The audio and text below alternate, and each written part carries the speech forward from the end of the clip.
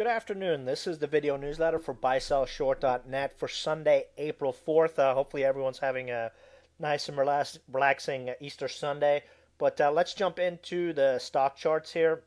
Market was closed on Friday, of course. We had the jobs report come out, sort of a mixed report. Although, if you look at the business media headlines right now, the spin is decidedly positive. It's going to be interesting to see how that plays out because usually when the most are saying one thing, the opposite is soon going to happen. And with all the business headlines out there right now hyping the jobs report, will be interesting to see what they end up doing. We'll probably see a little pop on Monday, and then where we go from there is going to be very, very interesting. The jobs report came in 162,000 jobs created last month, largest increase in 3 years, and that is the headline that you're seeing being pumped around. Census workers, only 48,000 in that number, which was kind of surprising. So they were expecting a very higher number, at least for the census numbers, 100 to 150,000 for the census. So the number in next month's report is going to be even higher. Private jobs created 112,000. There's a lot of gaming in the number, but the positive trend does continue, which is what the positive slant that we're seeing in the media right now is. We are woefully overbought. Whether this jobs report is able to breach the 11K mark, we will know tomorrow. We're not too far away. Looking at the Dow 15-minute chart, we've sort of fallen out of that bearish rising wedge that's been in place from early February, and we've fallen into this little trading range here. Breakout, of course, is 11K. Breakdown 10,800. If we look at the daily chart, you can see here we are up 2,000 points now from the February lows. 2,000 point gain. Oh, actually 1,000 points. I'm sorry. 10% over the last month and a half. We are sort of consolidating here. It goes without saying that we are extremely overbought on the near term. RSI, stochastics, etc., etc. Breakdown will be the 20-day exponential. That is at 10,750. We've been slowly trudging our way higher over the last week. Our trigger on what we're going to be looking at as a confirmation of our downside move will be 2 down days. We'd probably want to see a down day of over 100 plus points. 100-point plus close would be our signal to start shorting plays, essentially taking the playbook that we saw back in January, where we saw 100-point sell off, and then over the course of 3 or 4 days we lost 500 points. When the sell off happens here, which it will very, very soon, our target is going to be the 50-day moving average 500 points lower, down at the 10,440 area. Russell 2000 has been consolidating over the last month. Unlike the other indices, actually, let me pull that up right now. While the Dow has made a new high, the SMH has not made a new high, the Russell 2000 has not made a new high, and as you recall, we usually pay attention to what the SMH does. So the SMH needs to break out this week in order for this rally to continue, in my opinion. It's been sort of treading water here. We got a slight little break a couple of weeks ago, but for the most part, it's been, flatlined. Volume has died off on the SMH. We have falling wedges on stochastics and on balance volume.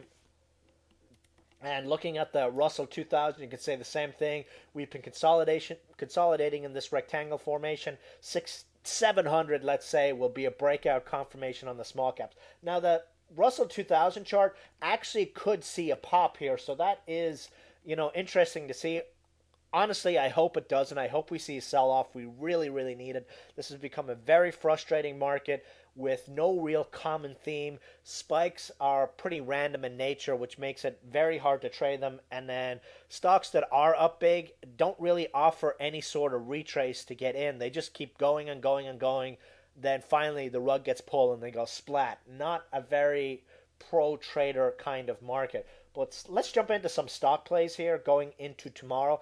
ACLS, very nice breakout on this one on heavy volume on Friday. This is the last of the optical plays really to put in any sort of decent move. It's been in a tight rectangle formation since the January breakout move. It's been trading between $1.75 and $1.50. On Friday, we saw a big breakout from that trend. RSI had a nice pop. You can see we had the big volume spike, a positive MACD cross, positive ADX cross, and stochastics in a very strong, nice uptrend. Target here is a move to $2, hopefully tomorrow or Tuesday, especially if the market does give us a pop here. Another play on that sector is OPWV. This is one we've played many, many times. Has a very nice little setup here. Has not touched this 20-day exponential now for about a month. And this is a stock that always manages to spike back to its 20-day exponential. So we're looking for at least a 10-cent pop here on OPWV. Hopefully again tomorrow on this one. Volume has been pretty good over the last couple of days. Stochastics are in our nice bounce area, and this one looks very, very good in the near term. ADLR. This is actually, if you took the coaching class that we gave on Friday, this is a stock we came across. Sector has been on quite a move over the last couple of days. This is a cash-rich biotech stock that looks ready for a little breakout move, and this is one thing that actually has been working lately. Breakout stocks are the ones that are really been pushing higher. Breakout here, $1.90 sets this one free with a $2 and $2.20 targets. RSI has been able to hold the 50 mark on this retrace from the mid-March spike on this stock. Stochastics, again, nicely oversold. Every time Stochastics gets down here, the stock sees a very nice pop in its price. So here we are again.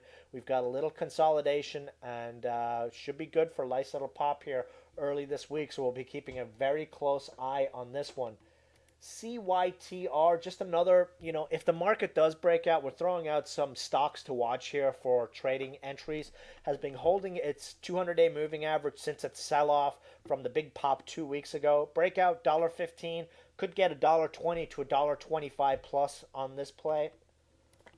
Another trading play to keep an eye on, BRCD. This is not a stock that moves big when it moves, but the chart looks ready. RSI is about to break 50. You've got a nice little symmetrical triangle breakout here. Was able to close above its 20-day exponential on Friday. A break of $6 here should give a nice intraday scalp on this one. Target would be a move to the 50-day moving average. That's at 621 right now. Just another one of these large cap plays, especially if you see the SMH breakout. Brocade, BRCD should get a nice little follow-through pop on that. VG. This is a stock we've played many, many times recently and gotten some very nice gains out of it. Stock is going to have a positive MACD cross tomorrow. The last 4 positive MACD crosses on this stock have seen very nice price pops on the stock. Breakout would be a move through the 20-day exponential. That's at $1.39. Target would be a move to the 50-day moving average, so $1.48 to $1.50, with stops at Thursday's lows, which were $1.31. Stochastics also giving us a confirmation with this positive MACD cross setup here, so this one looks pretty interesting going into this week. Couple of short plays to keep an eye on, especially if we see a rollover. Honeywell, HON. These are the kind of stocks that have been powering the Dow higher over the last month. As you can see, pretty much a vertical move higher on this one without any meaningful breakdown. Breakdown would be a move through 44 with a target of 41 to 42 on a retrace. Might be one if we do start to see a big sell-off in the market, like 100 point plus. These are the kind of stocks that they'll come after in a big way, and it's deeply overbought right now and could see a pretty nice retrace here in the near term. And of course, one to definitely keep an eye on, Apple. iPad launch has been way better than many analysts have said. They're expecting 600,000 to 700,000 to be have sold this week. The thing with Apple is, every time they've had a major product launch, it has come right towards the end of a near-term market move and a big move in Apple's price, and usually it's a sell the news reaction on the stock. So be very Apple is essentially going to tell us what this market does in the near term. If we see a sell-off in Apple, this will be our confirmation that the time has come for a decent market sell-off. So we're keeping a very close eye on Apple this week. But going into tomorrow, favorite plays, ACLS for a very nice little pop. That's it for the video tonight or today, guys. Enjoy your Easter, and I will see you guys in the chat room tomorrow. Good night.